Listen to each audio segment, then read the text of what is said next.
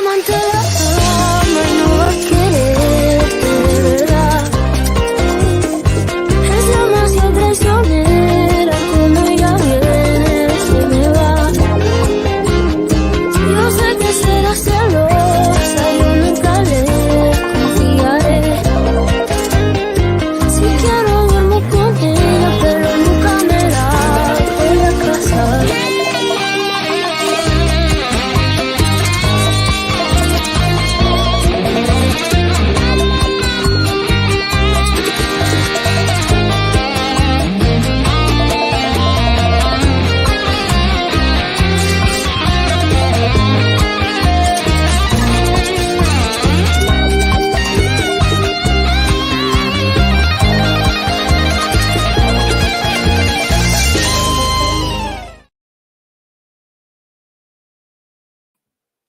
Hey everyone, hello.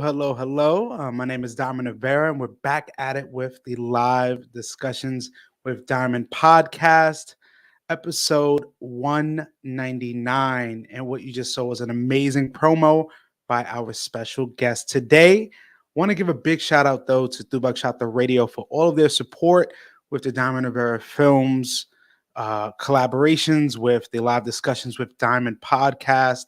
And, for me, having this interview, episode 199, I really say it comes full circle.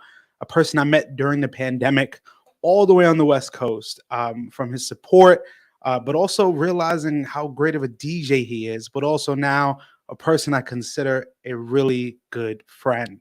And to be honest, for episode 199, I couldn't have it no other way.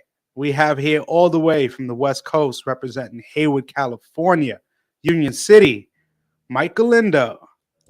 Yo. My brother. First of all, I hope everything is well out there in Cali. How is everything treating you thus far?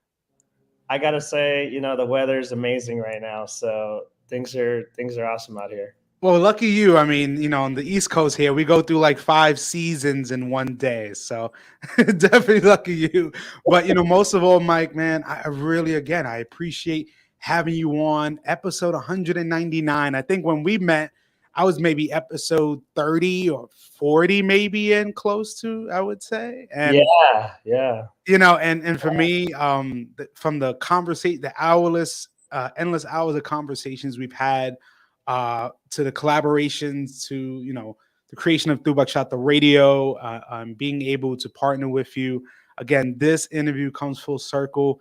And most of all, thank you so much for your contribution to the dance scene. Wow. Thank you so much. That was an awesome intro. I appreciate that. And, I do this, I think for the same reason why most of us do this, right? To make a difference in the world, because we love what dance and music does for people. I know what it did for me a long time ago. And so, yeah, it's a real honor to be here. Thank you so much for inviting me.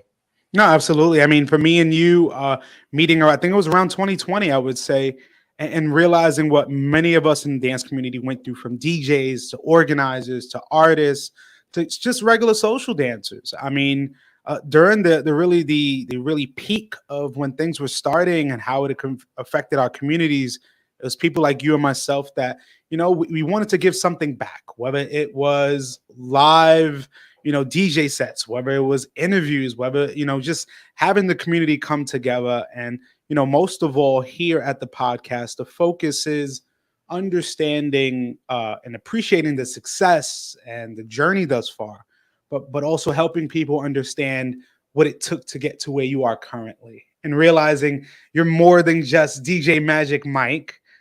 You are Mike. You are Michael who has a life outside of that, and also appreciating that. So, like every guest, as I always do, of course, we'll talk about the current success and everything with that. But I think it's also important helping people understand how it got there. So, Mike, kind of give us a little bit of an understanding of who Mike Galindo is before the DJing, before the dances, before it all. Yeah. All right. Well, we're going to get real authentic, real. A lot of times we see each other on flyers and all this stuff. And, so I'm really happy we have the opportunity to talk about this openly. But, back in 2013 is where my journey started. And, if I'm being honest, I was going through a breakup. Mm-hmm. I was kind of like, not like kind of a mess. You know, I Yeah. was kind of a mess, and I was like, you know, and at that time, my dad, he was a huge salsa dancer for over 10 years, and my dad was like, "We're taking you salsa dancing," and I was Mm. like, "What? I'm not doing no salsa dancing." And he's like, "No, no, no, so he just stayed on top of me for like weeks on weeks, like, "We're taking you Mhm. salsa dancing. We're gonna get you going." Long story short, a few weeks later, I took my first salsa class with my best friends, really, really good friends of mine, even till this day, Miriam and Orlando. They're huge salsa people here in the San Francisco Bay Area. Took my very first salsa class, and within a few months, I was like, you know, big time salsa dancing, doing all the tricks and flips and. Whoa, tricks and flips already. I mean, But the thing is I had no idea that I was kind of like a natural dancer, and I had no idea because before taking the class, the most mhm. dance that I knew how to do was bob my head to music like this, like I was Yeah. kinda like, hey, you know, kind of like that. But I Mhm. had no idea how to do anything until I got into it. Anyways, 2 years later, after starting my journey, um, my friend Orlando, once again, he opened up a club, San Francisco, called Fort One, and I had messed around and downloaded I downloaded this DJ software, and one night he's like, "Bro, come in, come DJ," and I was like, "All right." So I DJed that night. Everybody went crazy, and he's like, "Bro, we're gonna call you DJ Magic Mike," and I was Oh like, my God. I'm "Yeah." assuming the movie had came out. Am I correct? Well, immediately when he said that, I was like, "Bro, I do not strip. What are you talking about?" No, no. He's like, "Not strip. I mean, you create magic on the dance floor." And Okay. so it took me a few days to process it because I was like, Yeah. no, no, no, no, no. And then a few days later, I said, you know what? Let's do it. And so that's where DJ Magic Mike was born in 2015. From there, that led into DJing in Santa Rosa, creating the very Mhm. first bachata event in Santa Rosa. We were successfully having that event going for a few years. That led into doing events in Fremont, all the way to doing events in San Jose, Mhm. leading into most recently DJing on the Hornblower cruise ship in San Francisco, DJing at the Marriott every year in San Mateo, and now just doing some crazy stuff here in San Jose, randomly doing pop-ups in front of City Hall and stuff like the video. Yeah, I mean, from that video we saw earlier, I mean, one thing I'd say, those arches are amazing. That design is really creative. I mean, it's I wouldn't say simplistic in a sense, but it's something that you don't see much in little city hall areas downtown. So that was really cool. And also give a really big shout out to Molly May B, Molly. saying he is awesome. Thank you for this interesting interview. Oh my gosh, thank you so much, Molly. So and also interesting that you said that you started in around 2013, 2015, you got into the DJing, but I believe you said that you start with salsa, correct? I started with salsa, yeah, for about yeah, and I guess I missed a step there. When I became a DJ shortly after, I got introduced to bachata, and then kind of salsa's always been my first love. Mm. But then when I moved into bachata, I was like, damn, I didn't know you could Listen, like that. I was like, now salsa is still my first love, but bachata is like, ah, man, I just yeah, got, you know, when you say that, it means a lot because what I've noticed with many guests that I've had on is that it's like that transition. You get introduced to salsa, and then kind of that almost that underworld of, hey, there's something else here. And we got to give here a big shout out to the one and only DJ Amesqua, wow, showing what's up, some bro? love. But then him even saying, hey, bachata is taking Bachata over. is taking over. That's the damn truth. Hey, listen, you said it, not me. I So said that. You could put my name. because when we have these conversations, a lot of people that I have met and we've talked about it is I feel like 2016, 2017 was like that magical year that many kind of the dancers we knew pre-COVID were really introduced, whether it pertained to remixes, because beforehand you just had your Romeos, your Prince Royces, your JRs here and there. But for me, then when they started introducing the bachata remixes, that Yeah. right there, I felt brought a whole new wave of dancers. I mean, and don't get me Yeah. wrong, bachata's been here for years, but in terms of the remixes, the really that big push for sensual, the bachata sensual, but a culmination of the environment and the atmosphere, I think, had a really big effect.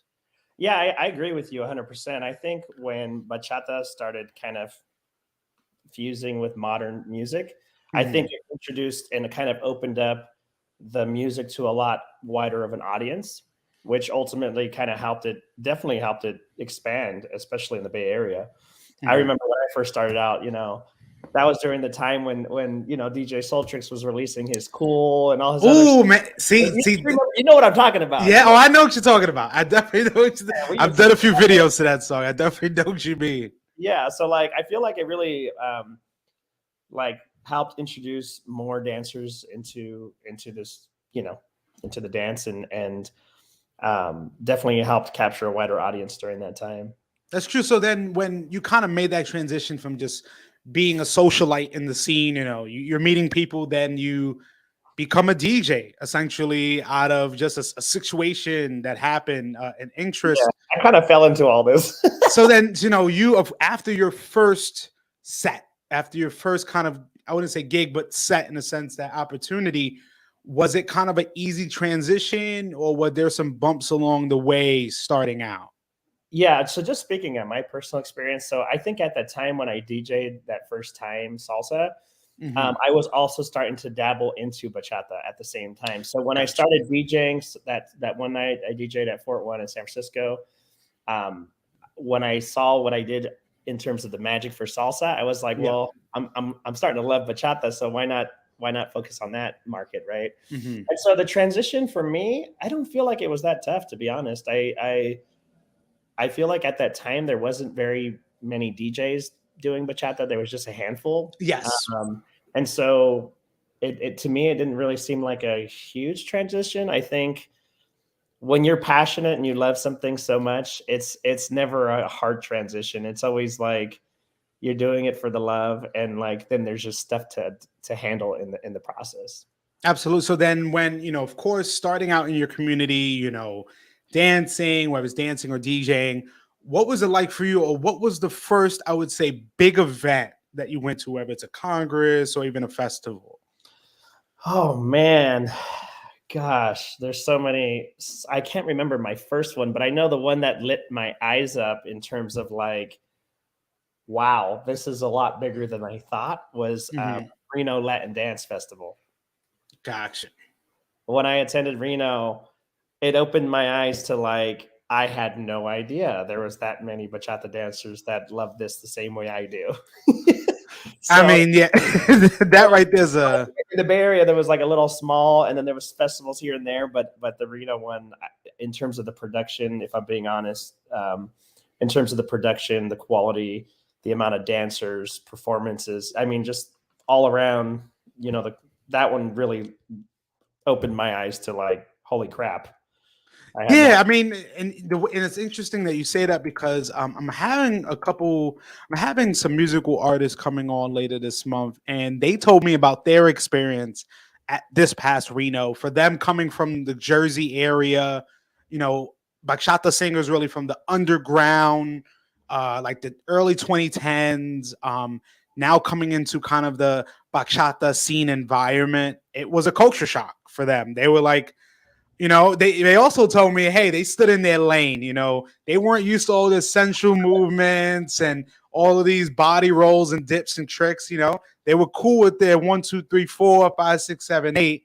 And, for me, that's also different because coming from New York, me being really a salsero originally for over a decade plus, going into two, and realizing that I was actually lucky to see the birth of that wave of like that bachata influence come in New York. Because don't get me wrong, bachata's been around for decades. But I would say in terms of the dance scene, we remember when salsa was king. And I say that wholeheartedly. But then me and you were also understanding like, hey, this when bachata was just a how should we say, a breakdown song, just to kind of know.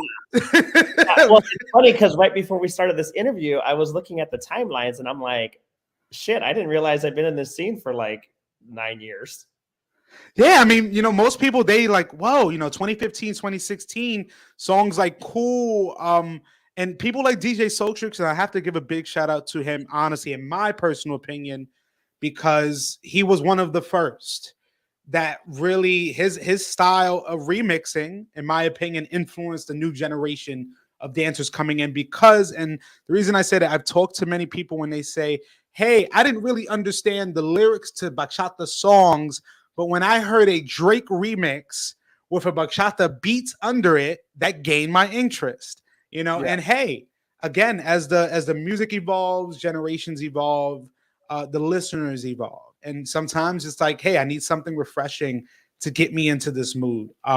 For me, I would say, or my question to you is then, into the DJing in your community, was it more of just, it just really strictly was bachata, or did you kind of have a mix of everything?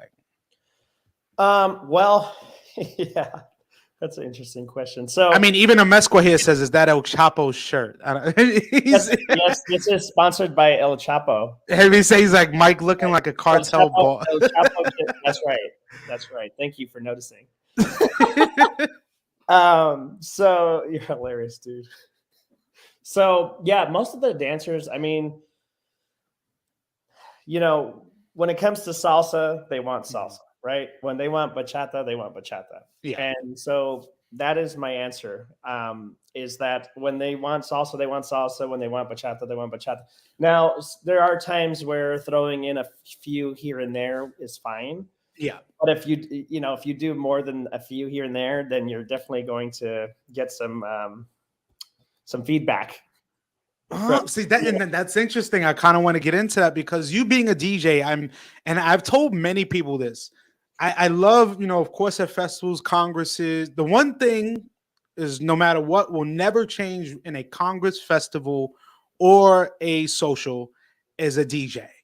No matter what, I believe you're always gonna find at any of those a DJ. You have to, a person that's gonna keep liven up the mood, maybe even change the mood.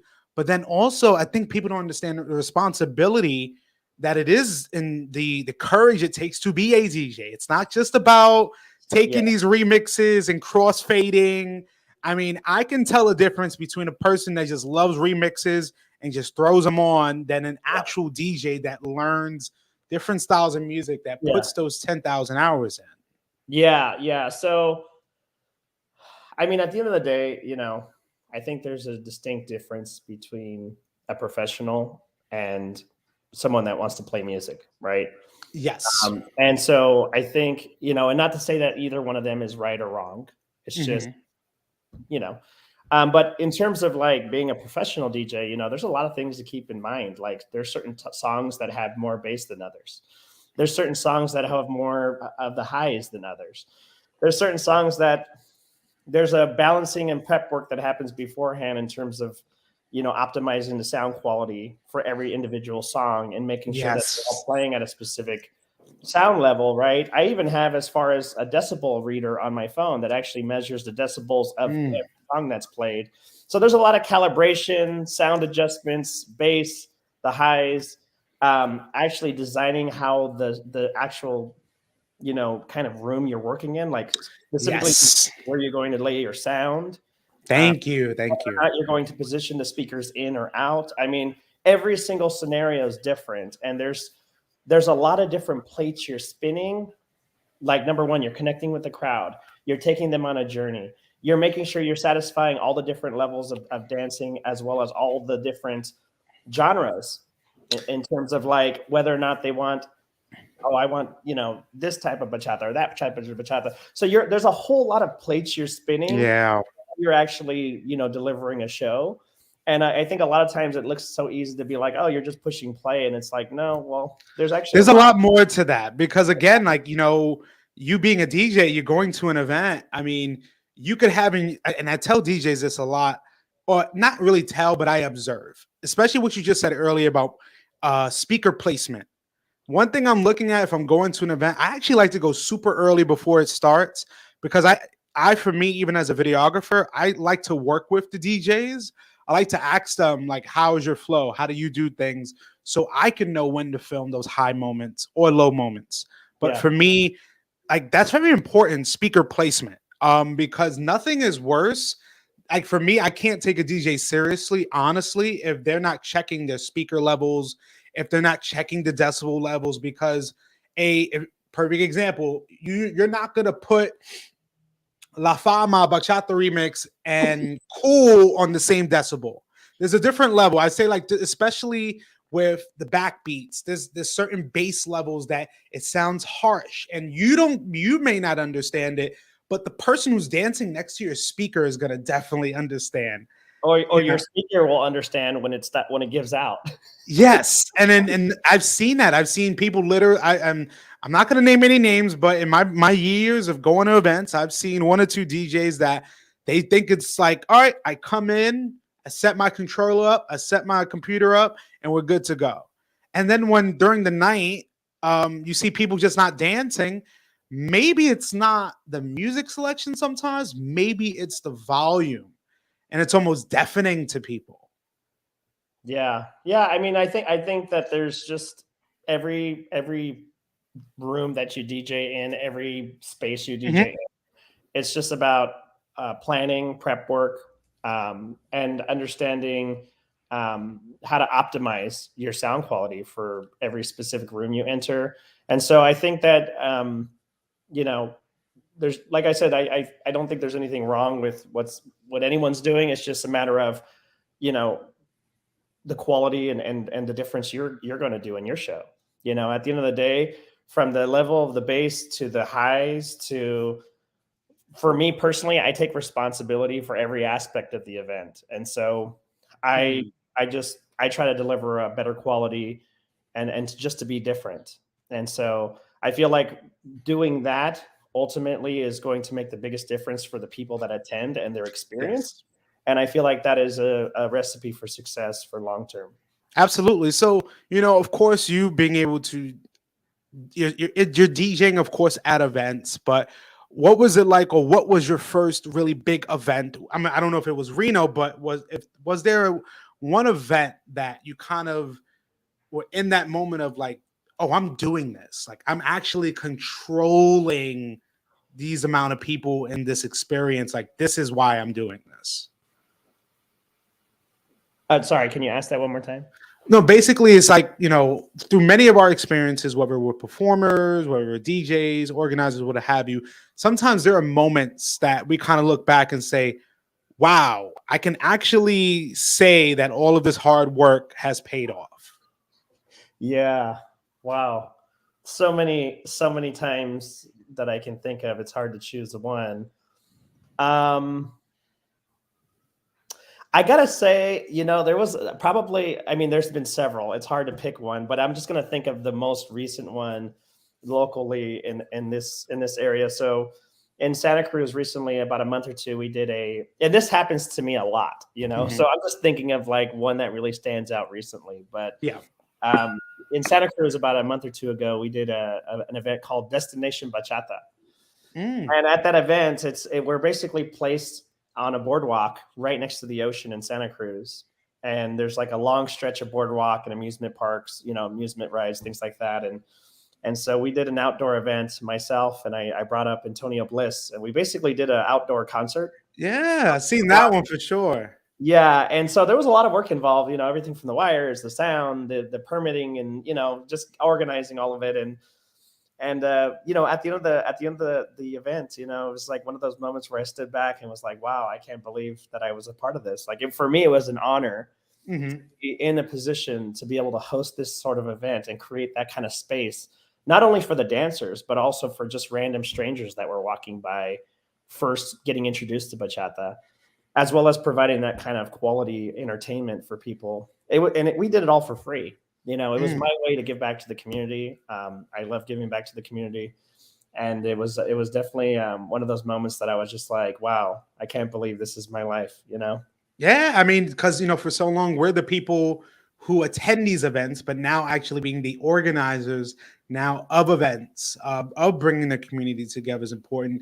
And you saying giving back to the community, that's something that really hits home because my introduction to you was around, I would say, late 2020.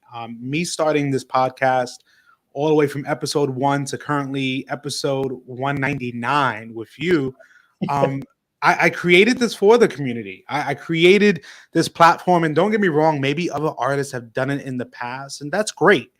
for me, my intention also maybe is different. For many people who have done podcasts maybe before, this was just some time to kill. This is something, to pass by time, especially during the pandemic when many people were home. But for me creating this, it was intentional because we have talked, and I had told you about, there was a platform years ago we had that catered to showcasing interviews, showcasing recaps, showcasing just the community as a whole from all over the world. And me being a videographer, loving to speak, but also, having these stories of DJs, of promoters, of artists, people in the community to have their stories told was important. I felt like we didn't have that. And for me, I knew that, hey, from this first episode I was going to do, this is something I want to do long term, because, hey, nothing is better than speaking to an artist that tells me privately, I can't believe you want to talk to me because I didn't think my story was important enough. And for me, it was like, no, your story is valuable. This is something I care about. We might have not met physically, but we've gone through many of the same journeys. And for me, meeting you was really amazing because seeing your dedication to your community, but then also creating through Bachata Radio, that for me, being able to work and collaborate and partner with this radio station is still dear to me and important because you guys there believed in me and understood my vision. And, for me now, my question to you is, what was it like for you to actually create through Bachata Radio? Wow. Yeah.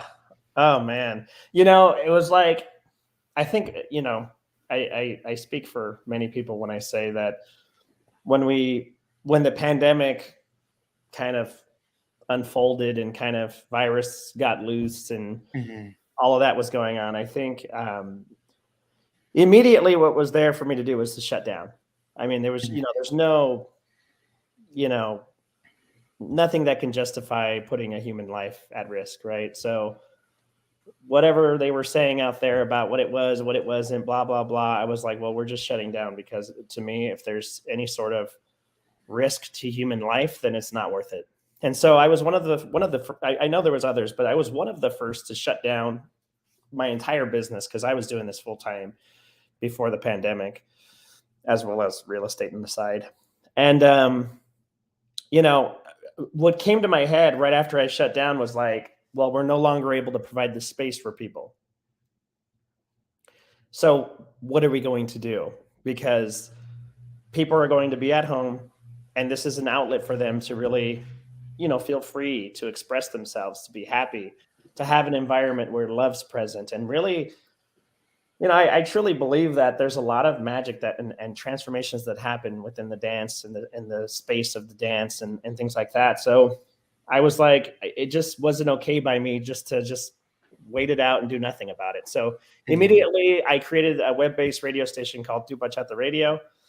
I hit up a bunch of DJs. I hit up DJ Ramy from New York. Yes, big shout out. From LA. I hit up DJ Invincible from LA. I hit up DJ Crisscross from Sacramento. And we just and then I saw your podcast and was like, wow, you're up to what we're up to, and let's all come together.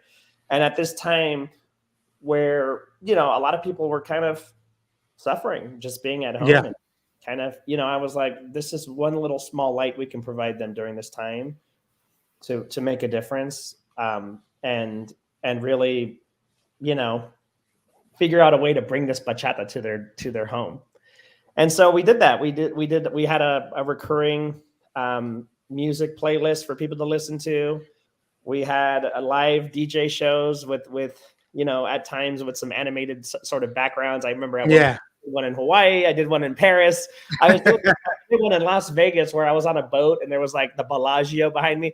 But the entire it wasn't about the videos, honestly. It was really about providing entertainment and providing smiles and happiness to people's doors. And out of everything I've ever done in my life, I would say that is something that when I am on my deathbed one day, I will be happy that I did for people, because, it for me, that was a big satisfaction to be able to provide that kind of happiness for people and to see smiles on their face and see messages coming through with people taking pictures with their kids dancing and like all of these different things. got to see.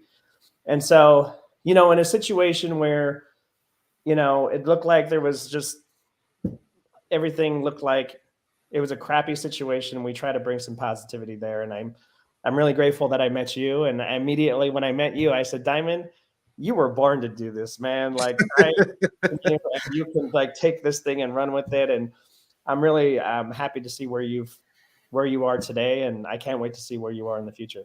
Absolutely. I appreciate it because, for both of us, now in 2022, we're both successful. I mean, and as we've talked now, you now focusing on bringing more events back to your community, I would say that you are now becoming a leader, whether you know it or not, because maybe 5 years ago, you were the person attending events. Now you're the person hosting events. And that right there is a evolution. And for me, not many people are able to do it, and not many people are able to sustain it. But lastly, before we get into our section called the randoms, is, with 2022 here and really going forward, what's kind of your vision now on your vision board of things to do? Oh, yeah. A lot of this stuff is top secret, but I'm gonna release it just for you. Just for you. You don't have to do everything. Maybe just, just a little. It's okay. So, I mean, I think we're doing a lot of kind of proof of concepts on a local small level. Mm-hmm. And our goal is to do a festival. We want to do a festival. I have a team. By the way, let me give a quick shout out to my team, everybody on my team. And I call them my Bachata homies. That is the name of our group. And I just want to give a quick shout out to Tristan, my business manager, Amaris, my brand advisor, Esmeralda, Ava, Jovi, Leslie, Mike, Neil, and Roselle. Oh my gosh, they're an amazing team. And, everything all the magic that's happening behind the scenes is a direct result of a teamwork effort. But yeah, I think the plan is to do a Bachata festival in San Jose. We're definitely taking some actions to make that happen. We want to continue doing some special events. We don't want to do like the normal ordinary events. We want to do like special, like what the hell's going on? I've never seen this happen before kind of stuff. We're thinking about doing outdoor events in Pacifica next to the ocean and the mountains. We're thinking about doing some fun stuff near the ocean in, other parts of the Bay Area. So we got a lot of fun, cool things planned for 2022. And then we have some more longer term visions of putting together a festival and making something like that happen. So definitely a lot of things happening behind the scene, and I'm sure that you'll be hearing some more news about some fun, cool stuff happening in the short term as well. Hey man, absolutely. Maybe a Bachata social near Fisherman's Wharf. I don't know. Maybe. Hey, you never know. But most of them. I like that. Hey. Like don't worry. You can have a crab sandwich and then dance some bachata. Burn some calories, have some good food and sights. But, honestly, I really do appreciate us having these conversations, because for me, people can just say, hey, I've seen a DJ set, I've seen a quick clip of you. But for me, having people understand that you are one of I wouldn't say few, but you're one of those people that for me cares about the community as a whole, whether it was in times of distress, whether now it's in times of hope and great outlook on things. For me, to see really your path and how you've taken things in the last 2 years. Again, I'm appreciative of being a part of Bachata Radio. I'm appreciative just getting to meet you. And I think the universe works in mysterious ways. And, having you now at episode 199, again, is really special. And now I think it helps us transition to our last segment of the night, which is my lovely segment called the randoms, which is about 5 to 10 questions I have here that may deal with dance, may deal with life, and everything in between. So, Mike, all I need to know, or DJ Magic Mike, all I need to know is when you are ready. All right, I'm done laughing. I'm ready. Gotcha. All right, number one, are you an introvert or an extrovert? I am definitely an extrovert.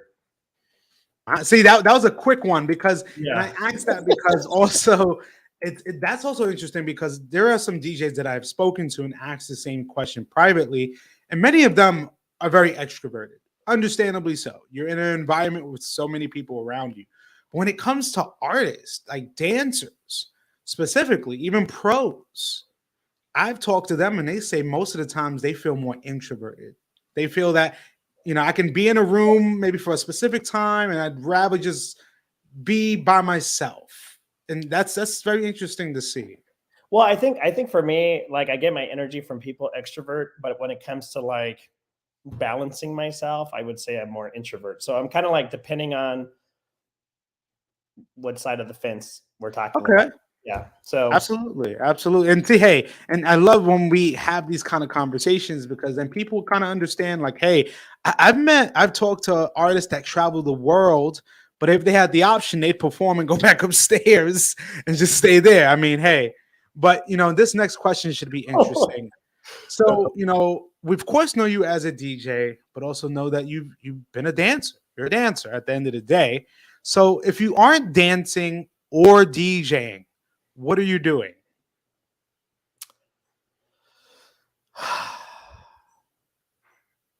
I have to say, I focus a lot on like leadership, sort of Mhm, personal, professional development, in my own life, as well as making a difference for my friends and family when I'm not DJing. So mhm, there's nothing that brings me more joy than when I have an opportunity to connect with a friend or family member, really take the time to listen mhm. and make a difference for them in their life. And to me, just saying that, it kind of sounds like this was rehearsed, but like, no, genuinely, I really do love making a difference for people. And that's what I do on my free time when I'm not DJing, dancing, or working. Like, I'm usually calling someone to see how they're doing, and like mostly listening. But when they ask for guidance or advice or coaching, then I provide that as well. Yeah, I love that. I love that answer. All right. Our next one should be very interesting. Of course, originally from Hayward, California, which is close to Union City, but also the San Francisco area, if I may say. So give me a favorite thing about San Francisco. San Francisco, California, or the Bay Area? I would say, you know what? I know we have to differentiate. So we'll say we'll say the. How about you give me San Francisco and the Bay because those are two I like separate that. I things. like that. I like that. Okay. San Francisco. What is my favorite thing? Trying to think. This is going to sound weird, but I'm going to say Mhm. it. In San Francisco, I really like the buildings. I mean, I don't think that's weird. Well, Archetype. I would think that most people would say, oh, the water, the ocean, the bridge, the food. But for me, I really love the buildings because I used to do facility management and I've always been into like engineering and facilities. And I've always fascinated with the large buildings that we have in San Francisco and the way they're Mhm. designed and like the design aspect of them and integrity aspect of them. So I would definitely say the build. I love the buildings. Okay, and then the Bay Area. The Bay Area. What is my favorite thing about the Bay Area? Oh my gosh. There's so many things. I love the weather. I love the weather. I love Half Moon Bay and that entire coastline with all the water. I love water. There's something about Okay. water and ocean that does something for me. But I love like the Half Moon Bay Peninsula side. Oh man, there's so many things. I love everything about the Bay Area. It's so hard to decide. I mean, I would have said the Raiders, but they kind of left, and I Yeah, mean, don't remind me. Okay. absolutely. All right, this one should be very fun. If you can be at one event right now, where would you be? Is this specifically towards bachata or just event in general? Bachata. And even if you've been Oh, there or you haven't been there. yeah. I don't know if this counts though, but one time I saw this video, either on Facebook or YouTube of Juan Luis Guerra doing. I said that wrong. Doing a live concert next to a beach. Ooh, I would love to see that in person. hey, hey. I mean, Juan Luis Guerra is a legend. I think his latest single, I mean, one of his it was really interesting was Kitty Pung, and that right there, that definitely worked at the Oh, bachata the events. He always brings the heat, man. But I saw him do this little concert thing next to the beach one time with a full band, and I was like, damn, that was nuts. There you go. All right, next one here should be very insightful. What would you say to your younger self right now? Oh shit. To my younger self.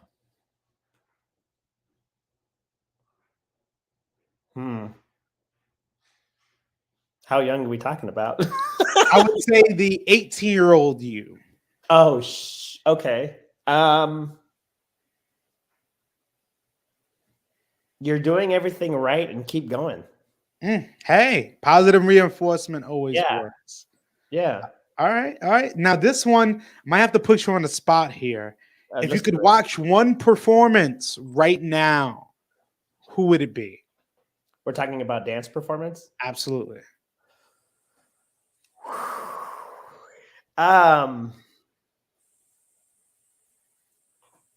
Who would I want to? Wow, that's a good one.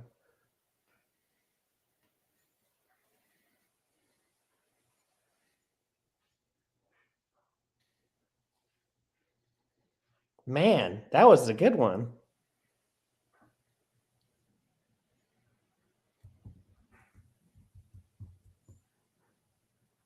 I'm going to sound horrible because I don't remember their name, but I think one of them was Yardley. She was in and her husband. They were in Tijuana. I got to say the dancers in Tijuana were so man. Yeah. Oh no, and Mexico period, man. The Mexico teams out there. Yeah, so it was Yardley and her husband. They were freaking off the hook, man. I was like, when I saw the dancing and dance with the dancers and saw the performances, like I would say, and I probably said I might not have said her name correctly, but they were freaking off the hook. Okay. Big shout out there, especially the Tijuana and the Mexican community out there. Yeah. All right. This one here may also put you on the spot. I don't know if you've thought about it a lot, but what is one change you would like to see within your dance community? Oh, trigger alert. Are you ready? I'm ready. Okay. One change. Cutting out the gossip and just having conversations with people. Yeah. I feel like there's just way too much gossip as opposed to just having a direct, like, let's sit down and have a coffee and tea and talk about it. Yeah. I mean, hey, listen, common sense isn't always common. Yeah, and it's so simple because it's like, part of me is like, why didn't we cover this in elementary, middle, or high school? But I'm just like, let's just have a conversation. Yeah, I mean, because to be honest, like misunderstandings are inevitable, and anything can get worked out through a conversation. Absolutely, because I think too, I think the 5-letter word that inhibits all of that is pride. Many people are so prideful, and anything they maybe even. There's a lot of words, but yeah. Of course. I'd use the PC, the politically correct word is pride. Nice. Meaning, okay. I like that sounds very empowering. For me, as well, being in the scene many years on the East Coast, but also building relationships with artists. Even now, many people write me privately and saying, I can't believe you said what you just said, or whatever they have. But I tell people, hey, we all have the ability to speak up and speak out. It's if we choose to. But for me, and I tell people, I have nothing to lose with what I say because I stand by what I say. But I also stand on being able to learn more because I think, too, the biggest teacher in life is experience. And the thing is, as long as we understand that my experience may not be yours, but that's okay, I think we'll get a lot further. Yeah, no, I'm with you on that 100%.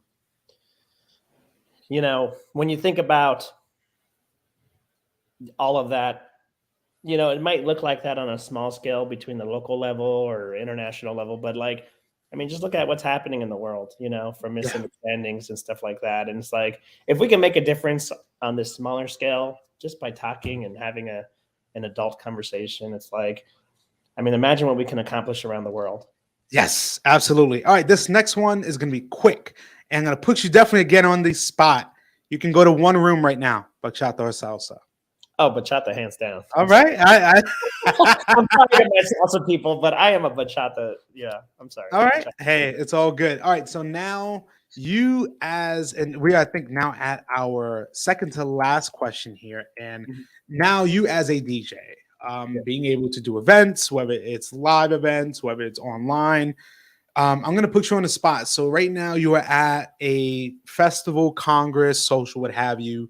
It is the last song of the night, and you can only play one song. What song is that? I am playing the music or I'm dancing to the music. You're playing the music. You know, I played the song yesterday. No, not yesterday, on Saturday night. I'm already lost for days.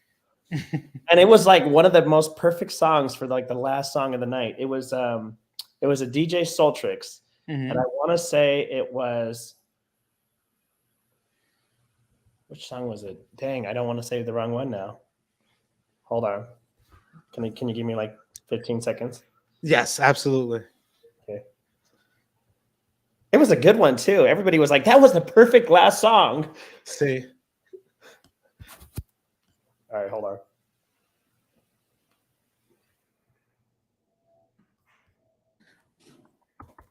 Again, I want to shout out everyone that's tuning in right now live with me and the one and only DJ Magic Mike Galindo out of the California area. Yeah, sorry, go ahead. No, what were you saying? It was The Weekend Often by DJ. Oh, of course. Of course. That is, I mean, Mesqua says, I think I know. I mean, maybe he did, maybe he didn't. But hey, listen, sometimes when you just know your audience, you know your crowd, everything works hand in hand. So now this brings us to our last question. And this is a question I'd love asking a lot of my guests now, because I feel like this question also kind of ties the whole conversation from start to finish, ties it full. So, Mike, from your earlier days of kind of getting into the dance scene, whether it's through salsa, then, getting into DJing, getting into bachata, and currently now in 2022, and looking forward, of course, you have many things in the works. But maybe years from now, if you're in a new capacity, a new stage in your life, how would you like to be remembered? How would I like to be remembered?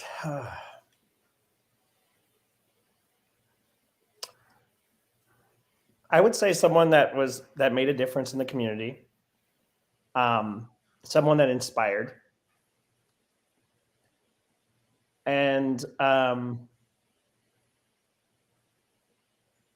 that pulls for people to continue to have this difference making inspiration continue even when I'm not here. Like to kind of start a movement where whether I'm here or not, it continues making a difference, inspiring, and continue transforming people's lives through this channel. Absolutely, absolutely. And thank you again for doing this segment.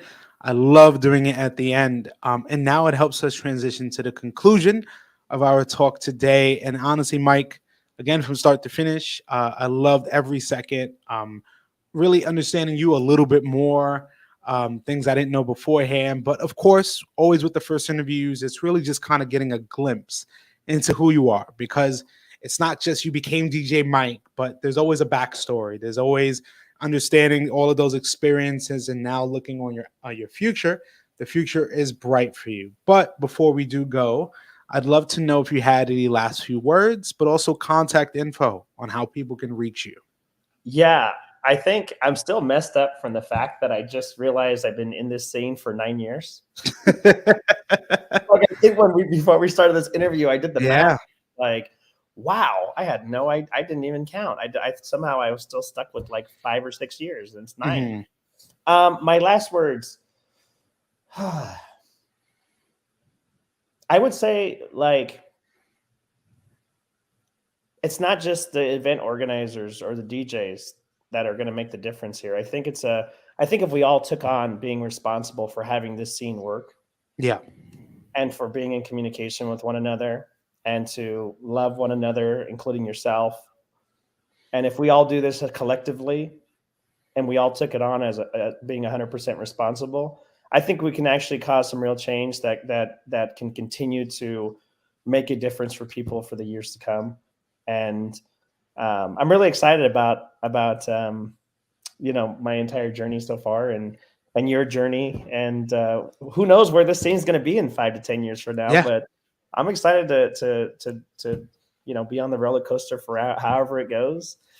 And then in terms of contact information, people can reach out to me on my Facebook at DJ Magic Mike, or my website, djmagicmikeofficial.com, as well as my Instagram, DJ Magic Mike Official, or my email, admin@djmagicmikeofficial.com. And then I'm also my personal page, Mike Galindo. So any way you want to reach out is totally okay. Absolutely, man. Mike, honestly, the universe works in mysterious ways, and just meeting another humble, genuine person like yourself is you're the type of people we need more in our communities, because again, people have to realize this is the real world. We go through our own problems, own challenges in life, but one thing dance does, it should bring people together. And like you said, and I've said, hey, the more conversations we have, the more people starting podcasts, the more people speaking out, the better, because we won't know, or we won't grow until we know. And being able to educate one another, but also be able to just listen, understand what, for organizers. And I tell them, listen to your community. If you want things to grow, you want things to change for the better, listen to your community. But also to organizers, respect DJs. These DJs have lives, and the more and more also I think organizers should take on of bringing in more and more new DJs. More that there's a new generation of artists, a new generation of DJs coming around. And again, it's people like you that I can't wait to see what your journey holds. Can't wait to head out there in San Fran and work together in the future. But everyone, this has been a very, very special episode. Indeed, a long time coming. Mike, thank you honestly for everything, for believing in me from all the way from the first initial episodes to currently now, heading into episode 200 and our next one. And again, you have my support here at the podcast 110%. Thank you for your contribution to your dance community, but also to the dance world. I mean, through Bachata Radio, had people tuning in from all over the world, and I'm happy that I could be a part of that. And, again, 10 years later down the road, people at least can say there was a person that cared about their community and did things the right way. And everyone, thank you for tuning in. It's been a very special episode indeed, episode 199 of the Live Discussions with Diamond podcast. I'm Diamond here with the one and only Mike Galindo, aka DJ Magic Mike. Everyone, thank you for tuning in. See you soon. Thank you, Stay Diamond. safe. We'll see you.